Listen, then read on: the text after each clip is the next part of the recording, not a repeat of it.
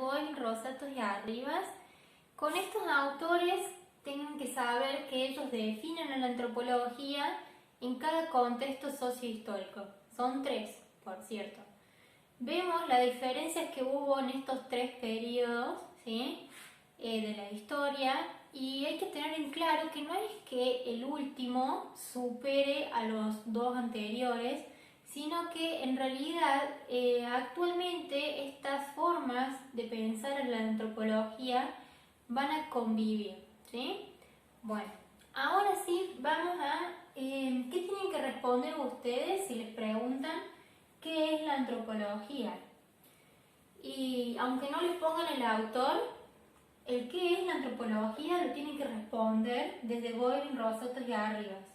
Ellos dicen que la antropología se define por su objeto y por su técnica o método.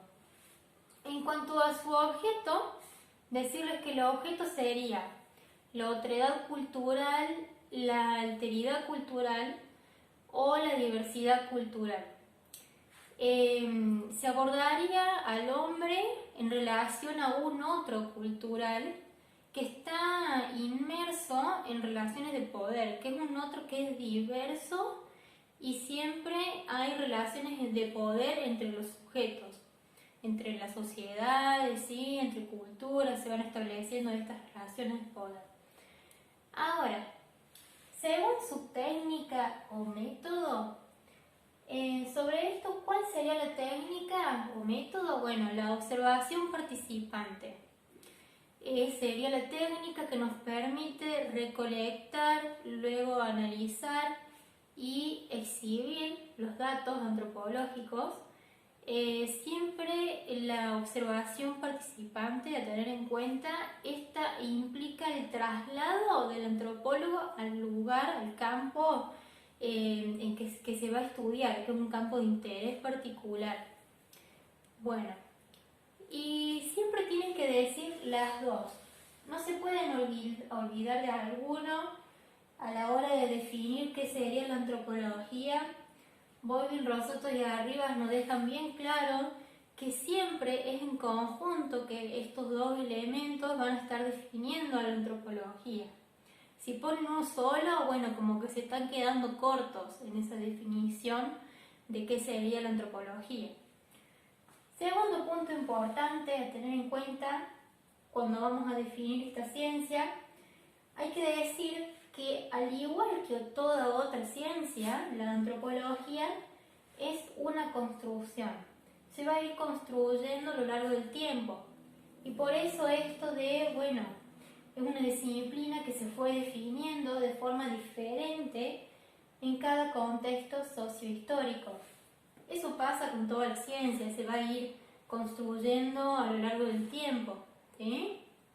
Bueno, tienen que saberse esto y saber que, bueno, los periodos históricos serían estos: fin del siglo XIX, luego el periodo de entreguerras, por último, después de la Segunda Guerra Mundial, y va a ir cambiando a lo largo de estos 3 periodos la antropología en cuanto a su objeto, explicación, técnica y método. O sea, esto va a ser lo que va a ir variando en cada periodo histórico.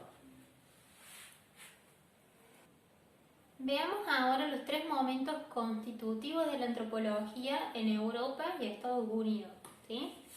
Bueno, decíamos que la antropología se fue construyendo, es una construcción. Y el primer periodo de su construcción es este: fin del siglo XIX. Acá, en este siglo, contextualizando un poco, digamos que fue allí en que se dio la revolución industrial, y en ese momento fue que la antropología se construyó como ciencia, nos dicen los autores. Esto quiere decir que fue adquiriendo un carácter formal como ciencia, se formalizó como ciencia, y el otro se volvió entonces un objeto de estudio, un objeto de explicación científica. ¿Con qué objetivo? Bueno, el objetivo fue determinar por qué los hombres son distintos. Y quien se propuso este trabajo de explicación del otro en este momento fue el evolucionismo. Esta fue la teoría evolucionista la que le dio explicación al otro, pero el otro en cuanto diferente de otro, en cuanto diferente de un nosotros, más bien dicho, porque Europa se tomaba como el nosotros, como punto de referencia a partir del cual se iban a comparar con otros tipos de sociedades, ¿sí? Por eso se dice que el objeto de estudio fue la diferencia cultural, porque se estuvo estudiando esto de, bueno, cómo difiere Europa de tal otra sociedad que la consideramos diferente, en tanto Europa es civilizada y a esta la consideramos poco civilizada o salvaje. En ese sentido fue que se pensaba esta diferencia cultural. Y bueno, como les decía, se comparaba Europa con otro tipo de sociedad. Entonces el método era el comparativo. Todo el tiempo se estaba haciendo esta comparación entre el europeo y el otro considerado salvaje. Y a todo esto lo hace mediante encuestas e inventarios. Esas fueron sus técnicas, ¿sí? Entonces esto quiere decir que los antropólogos no se trasladaban al campo, sino que estudiaban a las otras sociedades, los evolucionistas, desde la comunidad de su Europa, desde ahí, a través de los relatos que daban terceros mediante las encuestas y los inventarios. Esa sería la idea general de este primer periodo. Ahora quiero que pasemos al segundo periodo de entreguerras, entre medio de las dos guerras mundiales. Fue en este momento que ocurre un cierre de fronteras nacionales y hay una separación de la ciencia en distintas escuelas nacionales. Entonces comienzan a aparecer diversas teorías en este marco y predominantemente fueron teorías funcionalistas. Aparece el funcionalismo, ¿sí? Como teoría a partir de la cual se va a estar tratando de explicar al otro en tanto diverso. El objeto es la diversidad cultural, no como antes que era la diferencia, ¿sí? Bueno, y este otro diverso, particular, que tiene esas características que lo hacen ser diverso, desde lo que uno conciba que es diverso, ¿no? Porque la diversidad en realidad es una construcción, hay que saberlo. Bueno, para poder estudiarlo se introdujo el relativismo como un método. ¿Qué es el relativismo? Bueno, te trata de la imposibilidad de poder estar comparando culturas, pues cada una sería diferente y entendible solamente en sus términos. En ese sentido es relativo. Por ejemplo, que haya culturas consideradas buenas y malas, es todo relativo, porque cada una es entendible en sus propios términos. Y la técnica fue la observación participante, que veíamos antes que esta técnica es la que define la antropología, ¿no? Es la técnica que implica el traslado del investigador hacia el campo de interés. Bueno, estas técnicas de los funcionalistas, de las teorías relativistas, criticaron al evolucionismo por dos razones. Una, en cuanto a su técnica, recordemos cuál eran, las encuestas e inventarios, ya que este tipo de técnicas permitían obtener datos a partir de relatos y para ellos era particularmente importante que el investigador vaya directo a la fuente de la boca de los actores a obtener su material de estudio. Segundo punto, en cuanto al método comparativo. Este método, recordemos que comparaba a los europeos y otra sociedad. Entonces, siempre tomando de Europa como que es algo superior, como que es la sociedad civilizada y el otro el salvaje. Entonces, con esta visión, esta forma de comparar, es que los funcionalistas dicen qué inocéntricos que son, porque están posicionando su forma de ser una sociedad como si fuera superior a la otra. Por eso sería inocéntrico, ¿sí? Ya por último, veamos ahora lo que ocurre en este periodo después de la Segunda Guerra Mundial. Acá nos dicen los autores que no es que las teorías anteriores a este periodo se hayan dejado de lado, sino que en realidad siguen siendo dominantes, pero aparecen otras teorías, otras antropologías, las denominadas no occidentales, y estas teorías alternativas sobre la otredad cultural son el estructuralismo por un lado y el marxismo por el otro. Van a ser quienes van a darle explicación a esta otredad cultural.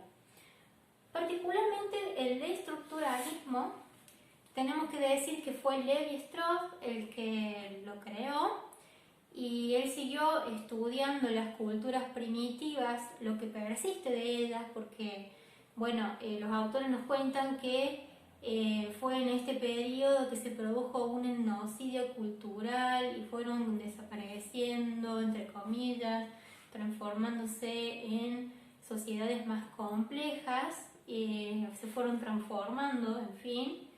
Y bueno, Levi-Strauss siguió estudiando a estas culturas consideradas primitivas, cuando otros más bien se dedicaron a las sociedades occidentales.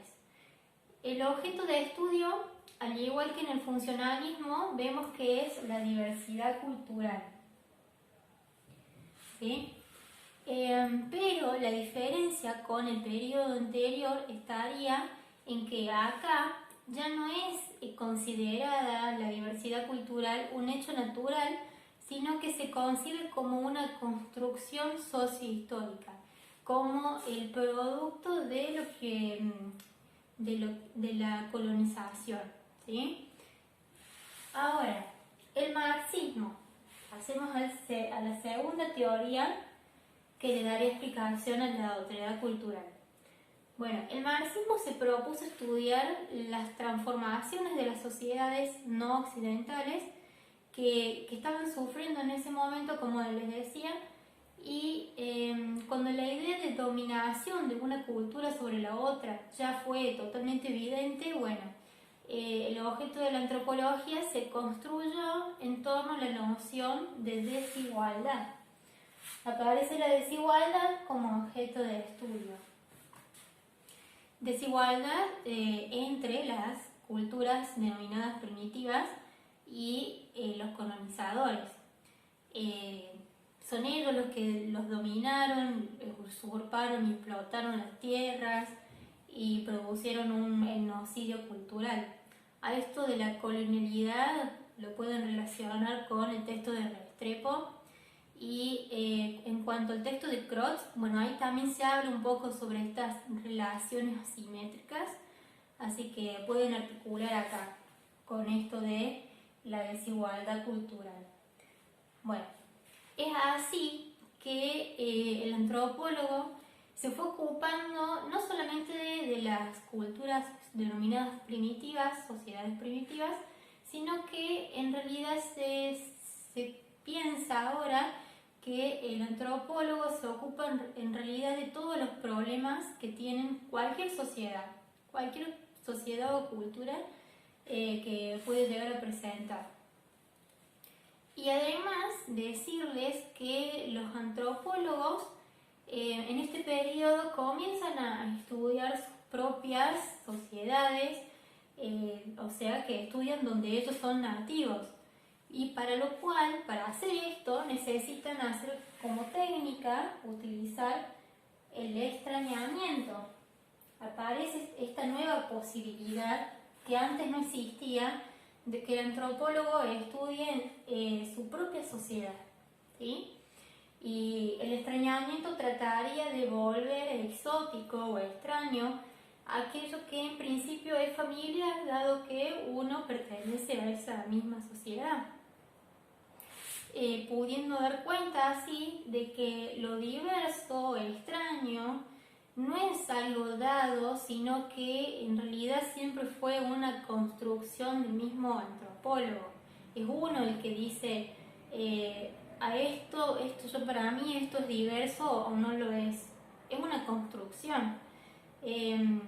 Podemos incluso ver lo diverso en nuestra propia sociedad. A ver, yo soy cordobesa y puedo hacer un estudio sobre los bailes del cuarteto que se dan en mi propia sociedad y verlos como sujetos diversos, ¿sí? Bueno, me faltó explicar esto de acá. En cuanto al método, entonces vemos que el relativismo se sostiene como método, que lo veíamos antes, que estaba ya en el periodo de entreguerras. Bueno, acá seguimos teniendo el relativismo como método y aparece de nuevo el comparativo. El comparativismo, pero con relación, así como con diferencia a lo que veíamos con el primer periodo, que teníamos el método comparativo. Bueno, acá se hacen las comparaciones, pero no tomando a Europa como referente. Esa es la diferencia. No vamos a postular que Europa es el modelo sobre el cual decir que los otros son diversos. No sería esa la idea. Bueno, y de acá de las técnicas me falta la interpretación. La interpretación sería la técnica que utiliza Geertz, un texto que lo tiene en unidad 2. Geertz es interpretativista y para poder hacer descripción densa, la técnica que utiliza es la interpretación. Él concibe que nosotros podemos interpretar los sentidos que hay por detrás del discurso social, de las acciones sociales, ¿sí? La cultura en sí misma es concebida como conteniendo sistemas de signos que están en interacción y que son interpretables, que tienen un sentido interpretar. Y ya con eso terminamos con este texto. Espero que les haya gustado la clase.